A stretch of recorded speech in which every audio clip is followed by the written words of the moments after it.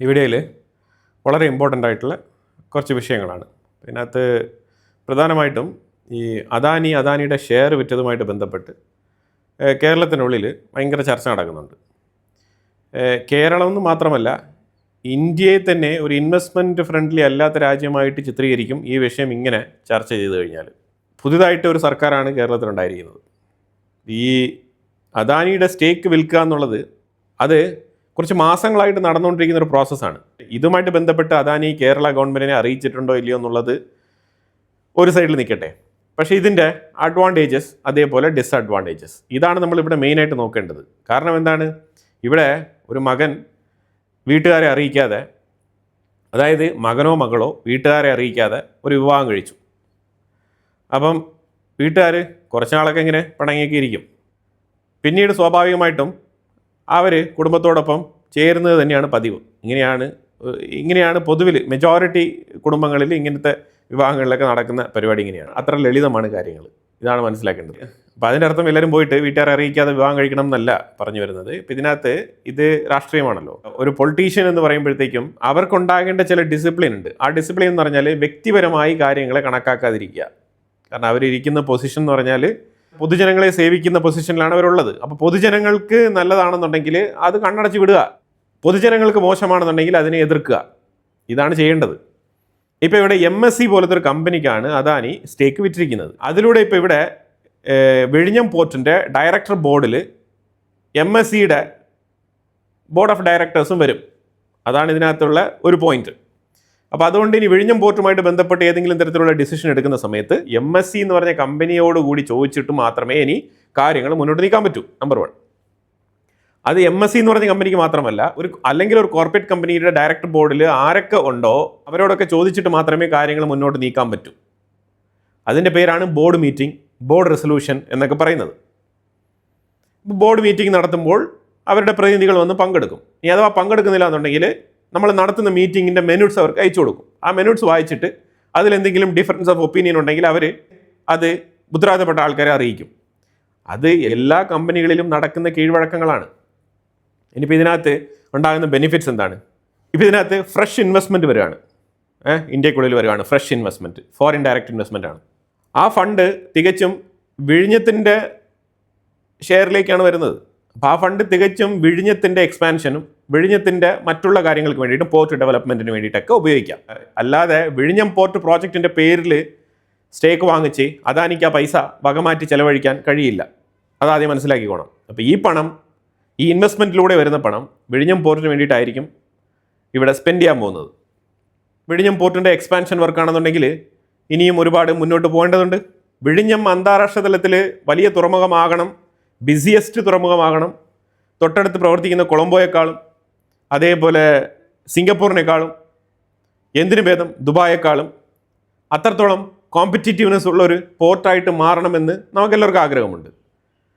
അപ്പോൾ ഇവിടെ MSC പോലത്തെ കമ്പനി വന്നു കഴിഞ്ഞാൽ ഈ MSC കമ്പനിയുടെ പ്രത്യേകത എന്താണെന്ന് പറഞ്ഞാൽ അവർ one of the leading shipping കമ്പനിയും അതോടൊപ്പം ഇപ്പം വിഴിഞ്ഞം പോർട്ടിൻ്റെ സ്റ്റേക്ക് ഹോൾഡറുമായിട്ട് മാറിയിരിക്കുകയാണ്. അപ്പം എനിക്ക് ഷിപ്പിംഗ് കമ്പനി ബിസിനസ് ഉണ്ടെങ്കിൽ, എനിക്കൊരു പോർട്ട് ഉണ്ടെന്നുണ്ടെങ്കിൽ ഞാൻ അതിലേക്കായിരിക്കും ഏറ്റവും കൂടുതൽ ഷിപ്പുകളെ അടുപ്പിക്കുക. അതിലൂടെ എൻ്റെ സ്റ്റേക്കിൻ്റെ ഇൻവെസ്റ്റ്മെൻറ്റിൻ്റെ ഡിവിഡൻറ്റും വർദ്ധിക്കും, ബിസിനസ്സും നല്ല രീതിയിൽ നടക്കും. ബിസിനസ് കൂടുതൽ നടക്കുമ്പോൾ കൂടുതൽ എംപ്ലോയീസ് അവിടെ പ്ലേസ്മെൻറ്റ് ചെയ്യേണ്ടി വരും. അതേപോലെ അതിൻ്റെ സറൗണ്ടിങ് കൂടുതൽ ഈ ഇമ്പോർട്ട് എക്സ്പോർട്ടുമായിട്ട് ബന്ധപ്പെട്ട് ഡോക്യുമെൻ്റ് ക്ലിയറൻസ് ചെയ്ത് കൊടുക്കുന്ന കമ്പനികളുടെ എണ്ണം വർദ്ധിക്കും. നിലവിൽ വിഴിഞ്ഞത്ത് ഡയറക്റ്റായിട്ട് അവിടെ നിന്നുള്ള കയറ്റുമതി തുടങ്ങിയിട്ടില്ല എന്നാണ് എൻ്റെ അറിവ്. ഇപ്പോൾ കണ്ടെയ്നർ ക്ലിയറൻസ് മാത്രമാണ് നടന്നുകൊണ്ടിരിക്കുന്നത്. നാളെ ഈ പോർട്ട് വികസിച്ച് വലിയ രീതിയിലുള്ള ഒരു പോർട്ടായിട്ട് മാറുമ്പോഴത്തേക്കും ഇവിടെ നിന്ന് ഡയറക്റ്റായിട്ട് കയറ്റുമതി ചെയ്യേണ്ട സാഹചര്യങ്ങൾ ഉണ്ടാവും. തമിഴ്നാടിൻ്റെ സദൻ ഏരിയയിൽ കിടക്കുന്ന കംപ്ലീറ്റ് കച്ചവടക്കാരും ഡിപ്പെൻഡ് ചെയ്യുന്ന ഒരു പോർട്ട് തിരുവനന്തപുരം പോർട്ടായിരിക്കും. അതുപോലെ തന്നെ കേരളത്തിൻ്റെ സദൻ ഏരിയയിൽ കിടക്കുന്ന കംപ്ലീറ്റ് ആൾക്കാരും എക്സ്പോർട്ട് ചെയ്യാൻ വേണ്ടിയിട്ട് ഉപയോഗിക്കുന്ന ഒരു പോർട്ട്, ഒരു ഇമ്പോർട്ട് എക്സ്പോർട്ട് റൂട്ട് വിഴിഞ്ഞമായിരിക്കും. ആ സമയത്ത് അവിടെ ഒരുപാട് ഡോക്യുമെൻറ്റ്സ് ക്ലിയറൻസ് കമ്പനിയുടെ ആവശ്യമുണ്ട്. ഡോക്യുമെൻറ്റ് ക്ലിയറൻസ് കമ്പനീസ് എന്ന് പറഞ്ഞാൽ ഒരുമാതിരിപ്പെട്ട പോർട്ടുമായിട്ട് ബന്ധപ്പെട്ട് വർക്ക് ചെയ്യുന്ന ആൾക്കാർക്ക് എല്ലാം അറിയാൻ പറ്റും. അത് bill of entry, bill of exit, ഈ സാധനം എവിടെ നിന്ന് വരുന്നു, അതിൻ്റെ കറക്റ്റായിട്ടുള്ള ബിൽ, അതിൻ്റെ code, HSN code, product identification, ഇങ്ങനെ പല പല പ്രവൃത്തികളുണ്ട്. അപ്പോൾ ഇതെല്ലാം ചെയ്തിട്ടാണ് ഒരു സാധനം കയറി പോകുന്നതും തിരിച്ചിറക്കിക്കൊണ്ട് വരുമ്പോഴും അതേപോലെ തന്നെ ഈ ക്ലിയറൻസ് എടുക്കേണ്ടതുണ്ട്. ഇതിന് പ്രത്യേകിച്ച് ലൈസൻസ് എടുത്ത് അവിടെ കമ്പനികൾ ഫോം ചെയ്ത് ഒരുപാട് കൂണുപോലെ കമ്പനികൾ ഈ വിഴിഞ്ഞത്തിനെ ചുറ്റിപ്പറ്റി വരാനിരിക്കുന്നതാണ്. അതിപ്പോൾ നമ്മളിങ്ങനെ വെറുതെ ഇരുന്ന് പറയുന്നതുകൊണ്ട് അത് മനസ്സിലാവത്തില്ല. അത് ഗ്രാജ്വലി ഉണ്ടാകുന്ന ഡെവലപ്മെൻ്റ് ആണ്. നിങ്ങൾ നോക്കൂ, ഒരു 8 മുതൽ 10 വർഷത്തിനുള്ളിൽ തിരുവനന്തപുരത്ത് പ്രത്യേകിച്ച് വിഴിഞ്ഞം പോർട്ടുമായിട്ട് ബന്ധപ്പെട്ട് നടക്കാൻ പോകുന്ന മാറ്റങ്ങൾ ചെറുതല്ല. ഗവൺമെൻറ് അവിടേക്ക് ഫോക്കസ് ചെയ്ത് അവിടുത്തെ ഇൻഫ്രാസ്ട്രക്ചറും കാര്യങ്ങളൊക്കെ ശരിയാക്കേണ്ട നിർബന്ധിത അവസ്ഥയിലേക്ക് എത്തിപ്പെടും.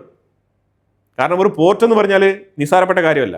അപ്പോൾ അവിടെ MSC പോലത്തെ ഒരു കമ്പനി വരുന്നത് അത് വലിയൊരു പോസിറ്റീവ് ആസ്പെക്റ്റ് തന്നെയാണ്. കാരണം ഈ MSC എന്ന് പറയുമ്പോഴത്തേക്കും ലോകത്തുള്ള മിക്ക പോർട്ടുകളുമായിട്ടും ഒരു കണക്ഷൻ ലിങ്കുള്ള ഒരു കമ്പനിയാണ്. അദാനി ഒന്നും കാണാതെയല്ല MSC പിടിച്ചവിടെ ഏൽപ്പിച്ചിരിക്കുന്നത്. അപ്പോൾ ഇതിൻ്റെ കാർഗോ വോളിയം ഹയർ ആവും, അത് ഉറപ്പാണ്. MSC എന്ന് പറയുന്നത് ഒരു ഗ്ലോബൽ കാർഗോ ഷിപ്പിംഗ് എക്സ്പെർട്ടൈസ് ആണ്. അപ്പോൾ അവർക്ക് ഏത് ഏരിയയിലേക്കും ഏത് തരത്തിലുള്ള കാർഗോ വിടാനുള്ള ബില്ലിംഗ് ആയിക്കോട്ടെ, പല കാര്യങ്ങളിലും അവർ വിദഗ്ധരാണ്. അതിൽ യാതൊരു മാറ്റവുമില്ല, എക്സ്പീരിയൻസ്ഡ് ആണ്. അപ്പോൾ പുതിയതായിട്ട് നമ്മുടെ പോർട്ട് ഇൻട്രൊഡ്യൂസ് ചെയ്തിരിക്കുന്ന ഈ സാഹചര്യത്തിൽ തീർച്ചയായിട്ടും വിഴിഞ്ഞത്തിന് MSC ഒരു മുതൽക്കൂട്ടാകും തന്നെയാണ് എൻ്റെ അഭിപ്രായം.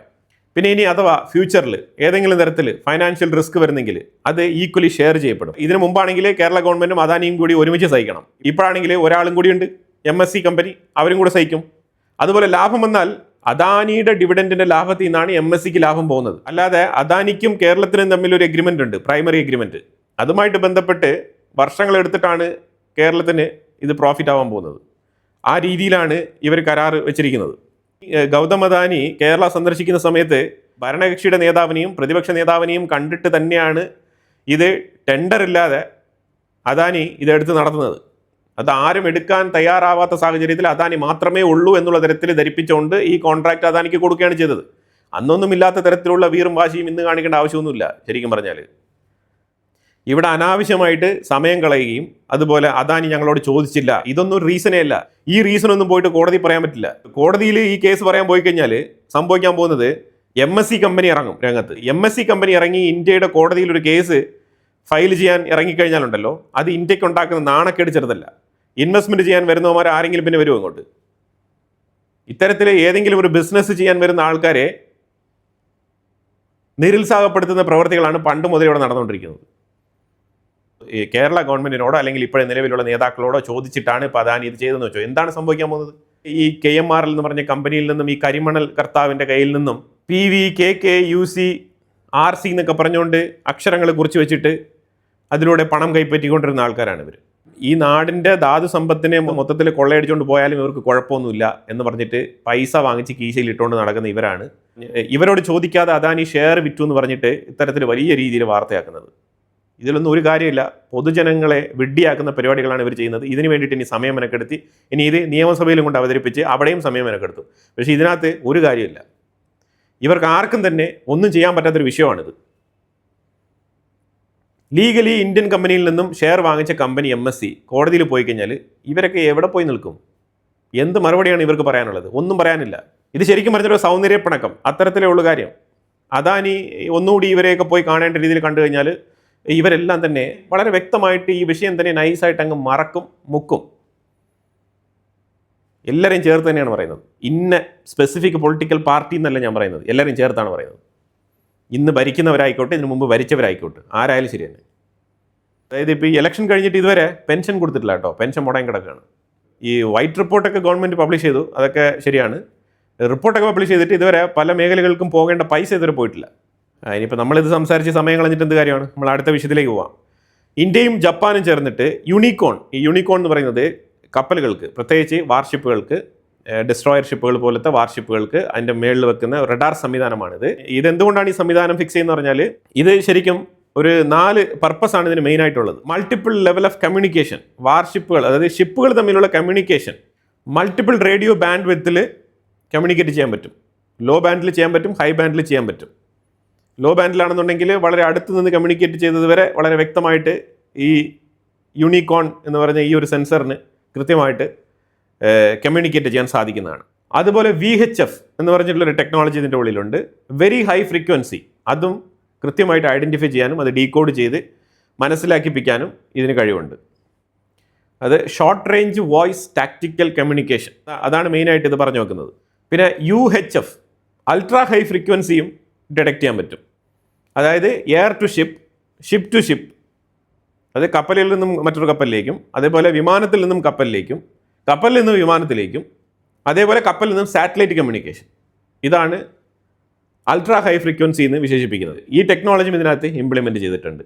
അതുപോലെ എൽ ബാൻഡ് അറിയാമല്ലോ, അതായത് satellite communication through navigation support, അതുമായിട്ട് ബന്ധപ്പെട്ട ബാൻഡ് വിഡ്ത്ത്.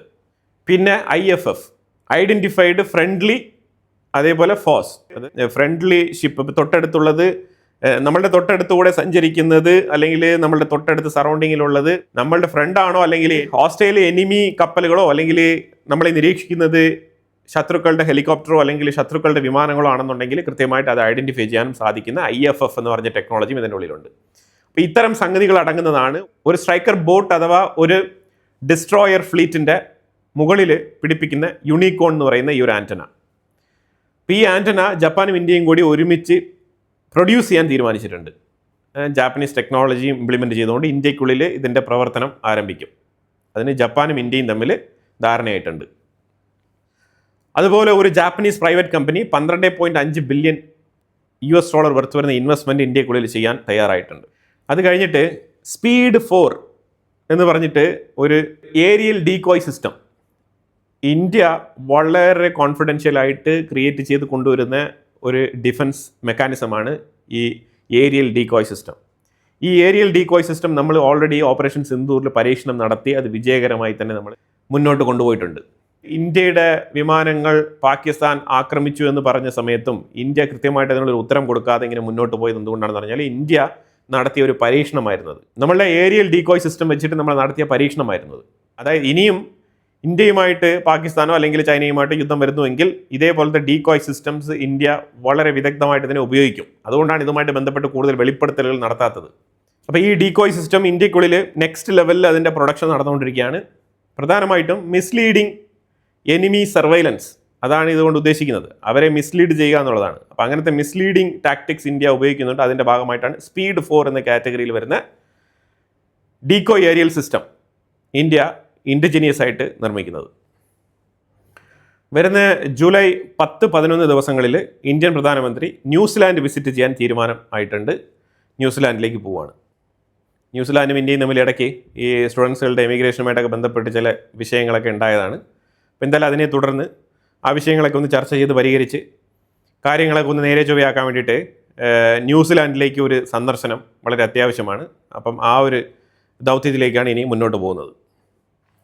ഇന്ത്യയും ജപ്പാനും ക്വാഡ് കമ്മിറ്റ്മെൻറ്റുമായിട്ട് ബന്ധപ്പെട്ട് ചർച്ച നടത്തിയിട്ടുണ്ട്. പ്രത്യേകിച്ച് ഫിലിപ്പൈൻസിനെ ക്വാഡിലേക്ക് കൊണ്ടുവരാൻ വേണ്ടിയിട്ടുള്ള ശ്രമം നടക്കുന്നുണ്ട്. അതുമായിട്ട് ബന്ധപ്പെട്ട ഡിസ്കഷൻ നടക്കുകയാണ്. ഷാരൻ ഹെസ്കൽ ഇസ്രായേലിൻ്റെ ഡെപ്യൂട്ടി ഫോറിൻ മിനിസ്റ്ററാണ്. ഷാരൻ ഹെക്കൽ പറഞ്ഞിരിക്കുന്നത് ഇന്ത്യയെക്കുറിച്ചാണ് വളരെ വ്യക്തമായിട്ട് അവർ പറഞ്ഞിരിക്കുന്നത്. പറഞ്ഞ വിഷയം വേറെ ഒന്നുമില്ല, ഇന്ത്യയുടെ ഇത്രയും കാലത്തെ എക്സ്പീരിയൻസ് വെച്ചിട്ട് ഇന്ത്യൻ ജനങ്ങൾക്ക് തന്നെ വളരെ വ്യക്തമായിട്ട് മനസ്സിലാക്കാൻ പറ്റുന്നുണ്ട് എന്താണ് സമാധാനമെന്നും എന്താണ് തീവ്രവാദമെന്നും വളരെ കൃത്യമായിട്ടുള്ള ഒരു അണ്ടർസ്റ്റാൻഡിംഗ് ഉള്ള ജനതയാണ് ഇന്ത്യൻ ജനത എന്നാണ് അവർ പറഞ്ഞിരിക്കുന്നത്. വളരെ വ്യക്തമായിട്ട് പറഞ്ഞിരിക്കുകയാണ്. അത് ഈ കാലയളവിൽ മൊത്തം തീവ്രവാദത്തിനെതിരെ ഇന്ത്യ എടുത്ത നിലപാടും ഇന്ത്യൻ ജനങ്ങൾ എടുത്ത നിലപാടും, അതേസമയം ഇസ്രായേലിനോട് കൃത്യമായിട്ട് തീവ്രവാദത്തിനെതിരെ ഇന്ത്യൻ ജനങ്ങൾ എടുത്തിരിക്കുന്ന നിലപാട്, അതാണ് കൃത്യമായിട്ട് അവർ മനസ്സിലാക്കിക്കൊണ്ട് ഇന്ത്യയെക്കുറിച്ച് ഇങ്ങനത്തെ ഒരു സ്റ്റേറ്റ്മെൻറ്റ് അവർ പറഞ്ഞിരിക്കുന്നത്. അപ്പോൾ ഇതിൽ തീവ്രവാദികളെന്ന് അവർ ഉദ്ദേശിക്കുന്നത് പാകിസ്ഥാൻ്റെ സൈഡിൽ നിന്നുള്ള ക്രോസ് ബോർഡർ തീവ്രവാദം, അതാണ് അവർ പറഞ്ഞു വെക്കുന്നത്. അതുപോലെ ഇന്ത്യയും ജപ്പാനും കൂടി ചേർന്ന് എടുത്ത തീരുമാനത്തിൽ ഓപ്പണായിട്ട് പ്രഖ്യാപിച്ചത് സ്ട്രേറ്റ് ഓഫ് ഹോർമോസിൽ ഫ്രീ നേവിഗേഷനാണ് വേണ്ടത്, അല്ലാതെ അവിടെ പണപ്പിരിവ് നടത്താൻ പാടില്ല എന്നുള്ള നിലപാടാണ് ഇന്ത്യക്കും ജപ്പാനും ഉള്ളത്. അത് ഓപ്പണായിട്ട് തന്നെ ജോയിൻറ്റ് സ്റ്റേറ്റ്മെൻ്റ് ആയിട്ട് ഇന്ത്യയും ജപ്പാനും പുറത്തുവിട്ടിട്ടുണ്ട്. Mojtaba Khamenei missed his father's funeral ceremony. സങ്കടകരമായിട്ടുള്ള കാര്യമാണ്, ഒന്നും ചെയ്യാൻ കഴിയില്ല. പുറത്ത് വന്ന് പങ്കെടുക്കാമെന്നേ ഉള്ളൂ. ഇസ്രായേലിൻ്റെ അടുത്ത് ജസ്റ്റ് ഒരു മെസ്സേജ് അങ്ങ് അയച്ചാൽ മതി, മൊസാദ് വേറെ പണികളൊന്നും കാണിക്കരുത്, ഞാൻ ജസ്റ്റ് വന്ന് ഫാദറിൻ്റെ ഫ്യൂണറൽ സെർമണി ഒന്ന് അറ്റൻഡ് ചെയ്തിട്ട് പോവാം എന്ന് പറഞ്ഞു കഴിഞ്ഞാൽ അവർ സമ്മതിക്കും. ഒന്ന് പറഞ്ഞു നോക്കായിരുന്നു. എന്ത് കഷ്ടമാണെന്ന്. സ്വന്തം രാജ്യത്ത് ആ രാജ്യത്തിൻ്റെ സുപ്രീം ലീഡറിന് ഫാദറിൻ്റെ ഫ്യൂണറൽ സെർമണിക്ക് പങ്കെടുക്കാൻ കഴിയുന്നില്ല. എന്തിനാണ് ഇത്ര വിളിച്ചു കളി? ഒന്നെങ്കിൽ പറയുക എനിക്ക് കാല് വയ്യ, അല്ലെങ്കിൽ കാലിന് മുറിവുണ്ട്, നടക്കാൻ പറ്റത്തില്ല, അല്ലെങ്കിൽ കോമാ സ്റ്റേജിലാണ്, ഇല്ലെങ്കിൽ ജീവിച്ചിരിപ്പില്ല, എന്തെങ്കിലുമൊക്കെ ഒന്ന് പറയാമല്ലോ പൊതുജനങ്ങളുടെ അടുത്ത്. സൗത്ത് കൊറിയ ഇന്ത്യക്കുള്ളിൽ ഷിപ്പ് ബിൽഡിങ്ങുമായിട്ട് ബന്ധപ്പെട്ട് കൂടുതൽ പ്രോജക്റ്റുകൾ നടപ്പിലാക്കാൻ വേണ്ടിയിട്ട് പ്രപ്പോസൽ മുന്നോട്ട് വെച്ചിരിക്കുകയാണ് സൗത്ത് കൊറിയ. അപ്പോൾ എന്തായാലും വളരെ നിർണായകമായിട്ടുള്ള വിഷയങ്ങളാണ് ഈ വീഡിയോയിൽ പങ്കുവച്ചത്. ഇതിനെക്കുറിച്ചുള്ള അഭിപ്രായങ്ങൾ കമൻറ്റ് ബോക്സിൽ രേഖപ്പെടുത്തുക. കൂടുതൽ വാർത്തകളുമായിട്ട് അടുത്ത വീഡിയോയിൽ വരാം. Thank you so much.